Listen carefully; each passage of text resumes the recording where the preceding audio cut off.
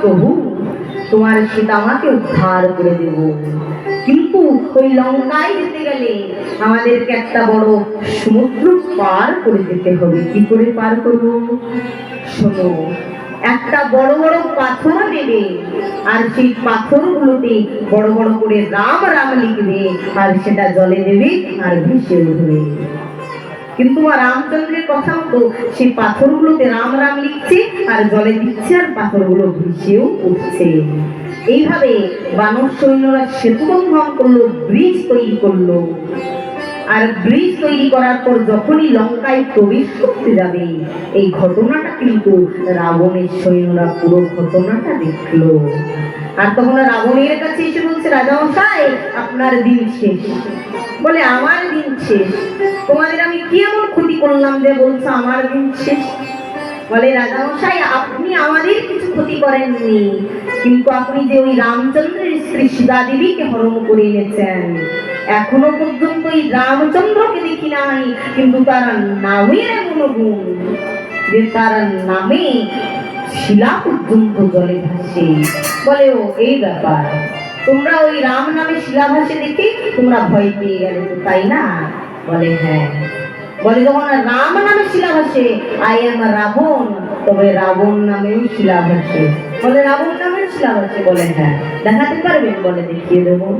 একটা জলাশয়ের কাছে রাবণ গিয়েছে, আর গিয়ে একটা বড় পাথরের রাবণ লিখেছে, আর সেটা জলে দিয়েছে, আর সেটা আবার ভেসেও উঠেছে। এবার তখন সবাই বলা বলি করছে, না টক্করটা বরাবরই হবে। তাই তখন এবার রাবণ সকলের সামনে সেই শিলাটি জলে ভেসে উঠলো। আর তখন রাত্রিবেলা রাবণের স্ত্রী মন্দোদরী রাবণের পদসেবা করছে, আর বলছে, স্বামী তোমার মতো যোদ্ধা এই ত্রিজগতে আর কেউ নেই, তোমার মতো ব্রাহ্মণ ত্রিজগতে কেউ নেই। বলে কি বলতে চাও সেটা পরিষ্কার করে বলো। বলে স্বামী আমি তো তোমার সাথে 24 ঘন্টা থাকি, আমি তোমার সাথে ঘর কন্যা করি, আমি তোমাকে যতটা চিনি আর অন্য কেউ চেনে না। স্বামী রাবণ নামে শিলা ভাসে, সেটা ঠিক আমার হজম হলো না। তখন রাবণ বলছে, এই না হলে তুমি আমার অর্ধাঙ্গিনী। শোনো, রাবণ নামে শিলা ভাসে না। বলে তবে ভাসলো কি করে? বলে কি করে ভাসলো জানো?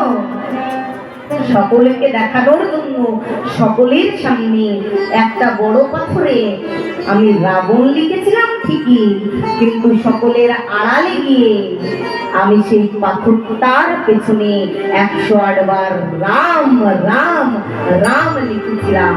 দেখছেন মা, এই রাম নামের এমন গুণ যে শত্রুকে পর্যন্ত রাম নাম নিতে হচ্ছে। তামা এই শত্রুকে যখন রাম নাম নিতে হচ্ছে, তখন আমরাও কেন বসে থাকবো? সকলেই আমরা রাম নাম গাইব। জয় রঘুপতি রাঘব রাম, পতিত পাবন।